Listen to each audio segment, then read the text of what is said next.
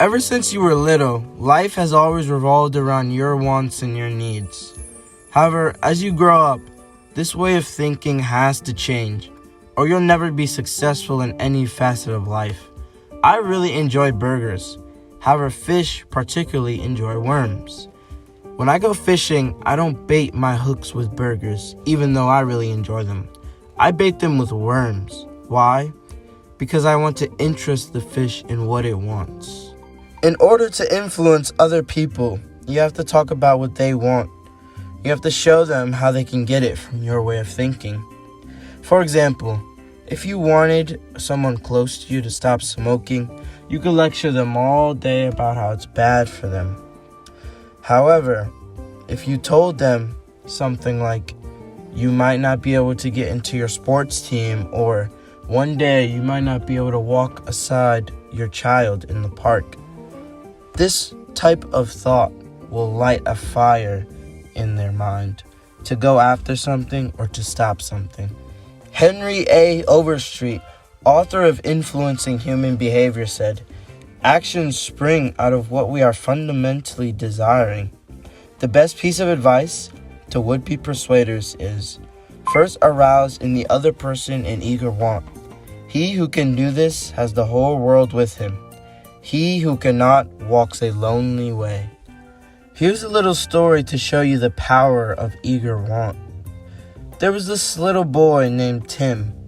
It was his night before his first day of kindergarten. He's kicking and screaming on the floor, saying he doesn't want to go.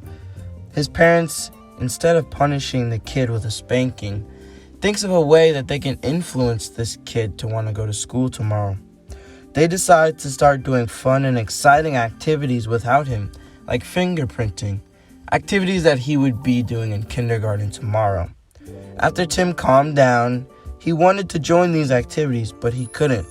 His parents said, only kindergartners can do these types of activities. The next day, his parents woke up to find Tim waiting at the front door with his stuff as ready as a 5-year-old could get, waiting to go to kindergarten. Whenever it's your next time to persuade someone to do something, stop and ask yourself, how can I make this person want to do it? Show this person how beneficial it would be for them, or in Tim's case, how fun. Henry Ford once said, if there's any secret to success, it lies in the ability to get the other person's point of view and see things from that person's angle as well as from your own. That may seem pretty obvious, walking a mile in another person's shoes, but almost 90% of people don't do this. They only think of themselves. Let's look at 2 emails, both discussing business, one arousing the eager want in the reader and the other a dislike in the writer. Dear Mr. Blank, the company desires to retain its position in advertising agency leadership in the radio field. Who cares what your company desires? I'm worried about my own things.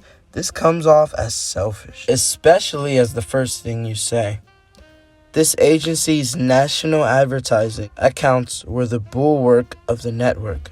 Our subsequent clearances at station time have kept us at the top of agency year after year. Bragging to someone you're interested in doing business with is not good. This just makes the reader feel small and not want to deal with you.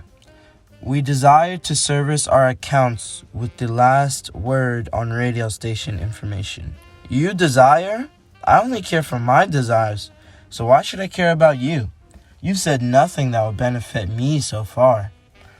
Will you therefore put the company on your preferred list for weekly stations information, every single detail that would be useful to our agency in intelligently booking time?